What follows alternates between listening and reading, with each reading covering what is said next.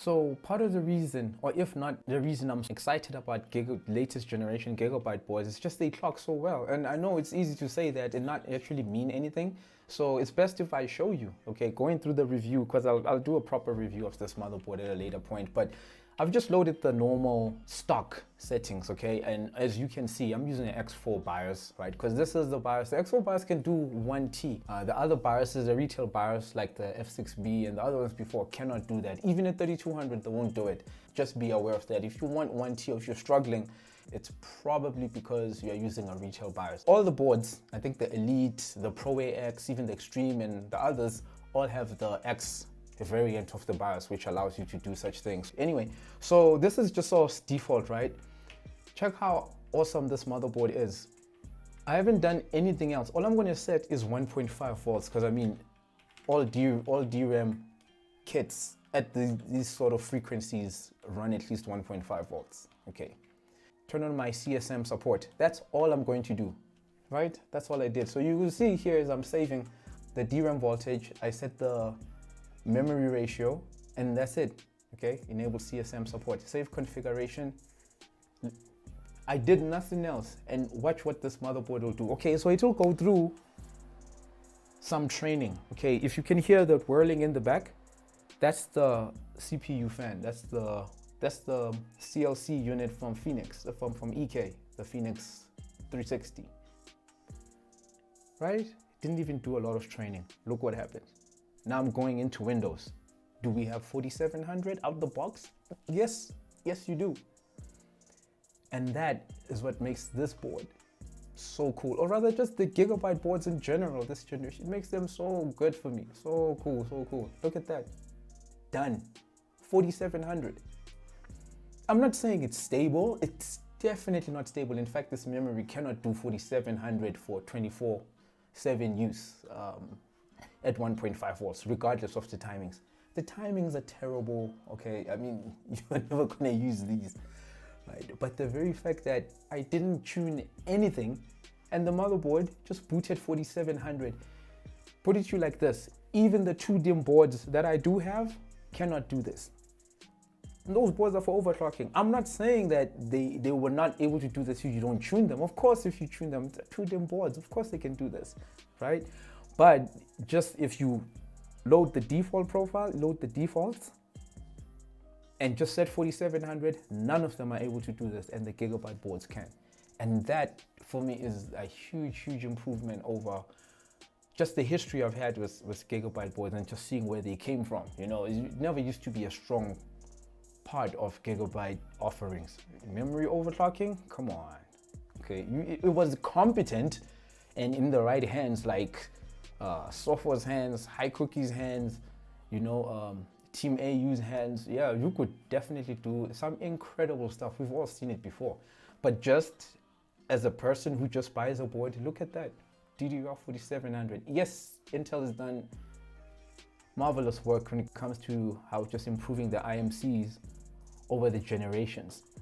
And of course, board vendors as in general have done a lot to improve the memory compatibility. But I mean, 4700, is it a Geekbench possible even? I don't know.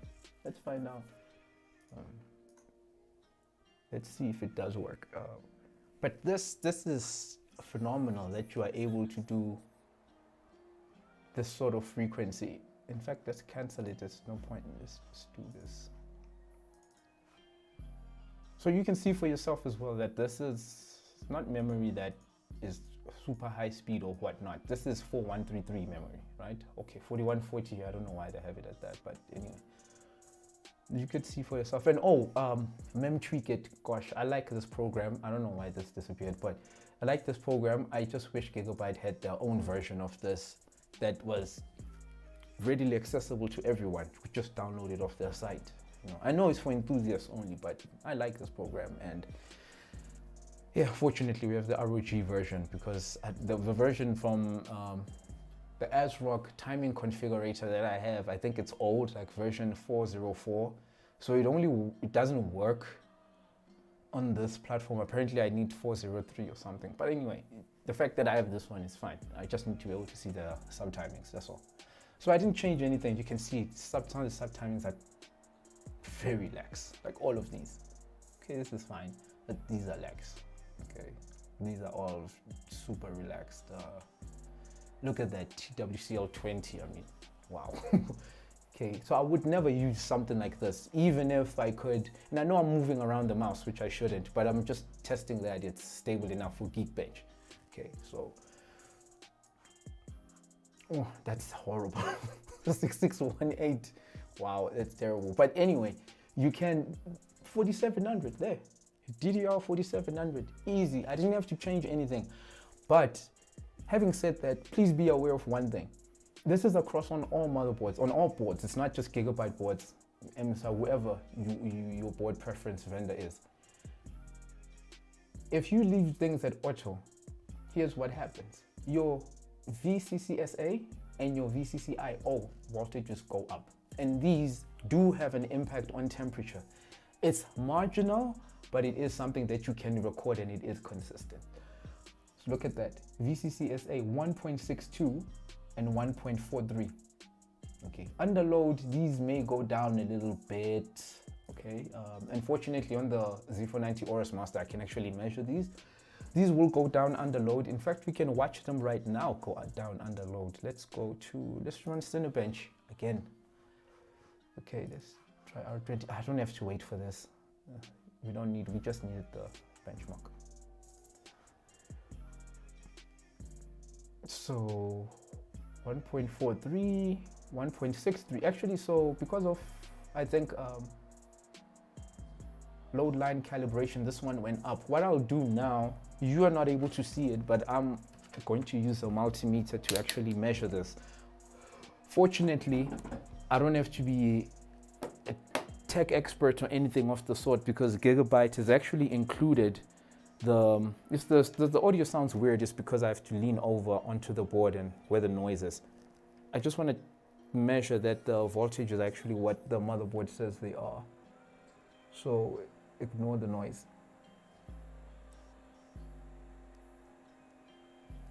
1.625. Yeah, it's about right. So that's what happens to your temperatures, to your VCCSA and your VCCIO. They go up, okay, if you use high-speed memory. So it is worth being mindful of that if you have a system or your CPU, set it up right at the edge, where just even ambient temperature changes of 10 degrees can make your system crash, then definitely don't bother with high-speed memory because of the sacrifices you're going to have to make when it comes to these two voltages. And you can see it right here. Okay, you can see it right here. That these are high voltages, but you do need these voltages because of the high frequency that you're doing. Yeah, this motherboard, wow. Just the fact that it's able to do this shouldn't be possible. I don't even know if this will post. This shouldn't work. Okay, so I wasn't able to do 4800. I got stuck at the 4700 and I had to reset the BIOS, which is cool. We can go back to, I mean, again, last known good configuration happens to be 4700, okay? And it still works. You don't have to do anything. A lot of the stuff that I actually am doing here, you can do on the retail BIOS. The F6B, last time I checked, you can actually do that, except for 1T. Except for 1T right now, okay? Under LN2, things may be different, but this is the only limitation there is. And in fact, I think we can do 4800 if we're willing to do just 1.6 volts here. We might be able to do 4800. Again, this is not a memory test. This is just about speaking to the motherboard, you know. For instance, Gigabyte is very good at, if they say the memory frequencies is there, supported, if you go to the QVL, you'll actually find it. We did post it this time, so it's not too bad, but it's not great. You know, it's not stable, but we did post. You'll actually find it in the QVL. So I think on this board, they claim DDR 5000 support. You don't go to the Gigabyte site and actually find that the only memory they have validated is up to 4000. And it is something that ASRock does. When you go to the QVL, there's fresh air there, above 4000, okay? So since we posted at 1.6 volts, I'll try 1.65. Again, these are not voltages I would use normally, but for quick stints and just finding out how far the board will go without manual intervention, I think this is pretty awesome. I could have done it another way around. Just, okay, so 48 is a bit much. Okay, we're not going to be able to do 48. That's fine though. That's fine. The board, any board that can just post 4700 that easily, okay, that is a board that's worth its weight. So what about 4600? Right, I said 1.5 volts, 4600. Okay, I'll show you. I'll do timings that are better than the default memory. So I'll just keep 19s and we'll do 40. We'll do 40. I won't set anything else. Right? I didn't set anything else. Boom. Let's go. It's speed die. Okay.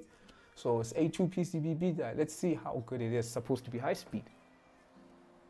But because this motherboard works so well, and perhaps it's just compatibility between ADATA DRAM and GIGABYTE boards, because I've been seeing that a lot of the not extreme overclocking, but the impressive memory tuning, impressive memory performance, frequency, and anything related to memory on GIGABYTE boards has been shown with the ADATA memory.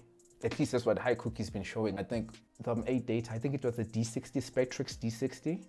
They stripped one of those heat sinks and it seems to have given him extra performance or extra frequency or whatever it may be. But basically, stripping these RGB DRAM kits actually does help a lot when it comes to the edge, like pushing the edge and so forth. So let's see first what it did with VCC-IO and the system agent, okay? And what did it do with those? Okay, so VCCSA is 1.46. That's not bad. I could live with that. These are not bad at all. And the strange thing about the GIGABYTE board is that you can tune these manually, but what you will find is that this motherboard is so close, or close enough to the needed VCCSA voltage and IO voltage without your intervention. So these, I can't actually bring these down a lot. For 24/7 use, this is. I have to set 1.34 with load line calibration, right? So under load, it pretty much brings me where this goes under load. Right now it shows 1.386, but that's because it's not under load. Under load, it actually does go down a bit, okay? And then same applies here. In here manually, I usually set 1.45 and it does go down under load. So the board is really great at just setting these things up for you. And obviously it helps that you can monitor your VRM temps, okay? But the board does help that it sets these things for you where you don't have to worry about them. But let's do something let's see what memory looks like. Memory performance, okay? And those, by the way, those not frequencies, those voltages, IO and SA voltages, those I can use for every day. I think those are just fine. I think they're safe enough to use every day. Some people may disagree, like, no, those are excessively high, but there is no other way for you to attain such memory frequencies without going up there. If you're thinking you're going to do like 1.2 volts on VCC-IO and system agent, then you've got another thing coming, because you won't even be able to post the system like that. Perhaps if you disable cores, hyper-threading, and you're sitting with just 2 cores or something, I don't know, that might work. I haven't tried it, but at that point it's not worth it. So to retain normal function of your system without excessive stress on any component, at least I think 1.4, 1.45, maybe even 1.5 volts on system agent is fine. Look at that. Okay, so performance is okay, it's not great. If you want this to be better, we can go over 8,000. We can go over 9,000 actually. Just tuning the sub-timings. Okay, they're really relaxed right now. But as you can see, so 4600 is done, and it is stable, mind you. If you want to see bandwidth figures, they're not amazing because, again, I haven't tuned secondary or tertiary timings, but we'll do the test anyway. It's always good. It's nice seeing DDR 4600, 47, 48, 5000 even. It's always nice seeing just a round number like that. Okay, at least better than 3466 or 54533 or something. Does anyone even run that? Or like 4100, I've seen a DRAM ratio 4100. Like, why would you run 4100? Anyway, so here we are. Let's just finish the copy because that's the important one, at least according to this benchmark. 56, okay, so not bad. So if you did nothing at all and you left your system at DDR 4600 and you didn't tune anything else and you just left it like this, you'd still get great performance and it would be rock solid, it would be stable and stuff. So to prove how stable this is, I'm not gonna sit and watch this test. It's a short test. I think it should be just over 6 minutes. Right? I find this very reliable in terms of testing for stability and so forth. I don't know if in this particular guise it's stable because I did nothing else. I just set the memory divider and set the voltage and that's it. So I'm finding this, how stable this is, and it's new to me, just as it is new to you. It is stable if I tune it manually. There's some settings that I wanted to change. For instance, that setting that I don't know if I spoke about it in this recording. I've tried to do this recording so many times, but anyway, I've spoken about and hopefully shown it, the DRAM tuning options that GIGABYTE has put on the latest Z490 boards. So you have options of DDR 4500 plus, enhanced stability, enhanced performance, relax OC, normal, auto, and high density and high frequency.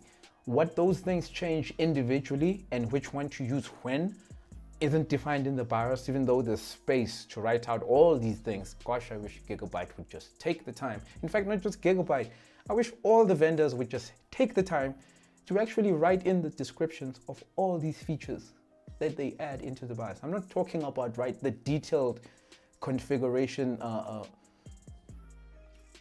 or the detailed explanation of what TRCD does or TWCL or RTL or all of those other advanced. That's not what I'm talking about. I'm talking just the normal things. Like they've just put it in like what GIGABYTE did. DDR 4500 plus is self-explanatory. Okay, I know what that tweaking does. But what's the difference between that and high frequency? I would think that 4500 plus is high frequency. So what's the difference between that and high frequency? What's the difference between relax OC and enhanced stability? Okay, so those things would be cool too if GIGABYTE would just flesh that out a little bit, and then at least we would know what we're dealing with. So anyway, I don't think we all want to sit and watch all of this go. So what I'll do is I'll shut up and you'll get to see it finish the test, whether it passes or not. But what I'll do is I'll shut up and I'll just fast forward this. Obviously, I have to wait for it in real time, but that doesn't mean that you have to go through that torture as well.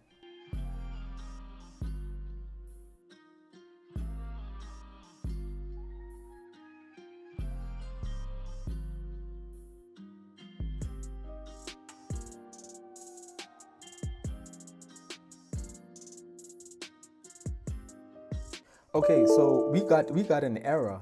Okay, we got one error, which is kind of unfortunate. 1948. Oh, the error is not cool. You know, that really does suck.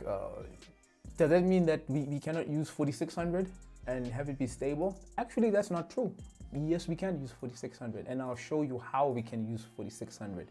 Okay, this is just going to be a matter of knowing which timings that you should be using. Right, knowing how you need to be setting up the system so that you have the stability. And in fact, this might be an opportunity for me to prove that some of the settings that GIGABYTE has given us in terms of configuring memory and optimizing it, I actually have for. It's just that they are not well explained.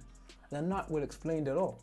And the difference between an unstable system, a completely unstable system, and one that's completely stable could be something as simple as this: enhanced stability. I don't know if this is going to work, but I'm going to try it anyway. I do have a series of settings that definitely pass DDR4 4600 over and over and over again. I didn't want to use those settings. I just wanted to find out what could the board achieve on its own without my personal intervention, like getting into the nitty-gritty of it. as it stands, I'm already a convert of the board. I'm convinced it's such a great offering, and for the price that it sells at, I mean, come on. I actually think it's better than some two DIMM boards that are out right. Well, not that many 2 DIMM boards, but it's easier to get this, and it's there. This one is better, if only because it's cheaper. Right? Trying to buy a 2 DIMM board that isn't mini ITX can end up being very expensive. The only one that exists right now is the Apex, and if you can get it, you're lucky. But the price, okay, it's not a cheap board at all. Okay, it's an incredible board, but the pricing, and if you don't want to go that far and spend that kind of money, then this works. Okay, so but once again, instead of me making you watch this entire test, okay, I'll do everything exactly as I did. I'll try and fast forward it. Okay, I'll try and fast forward just like the other one, so you can see for yourself.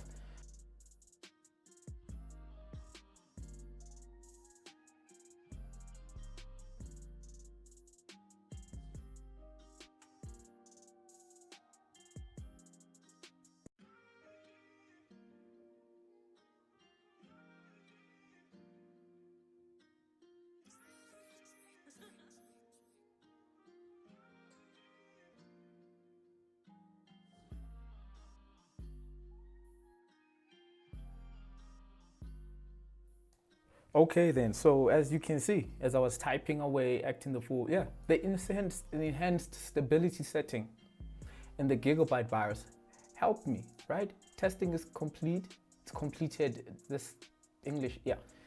No errors were found.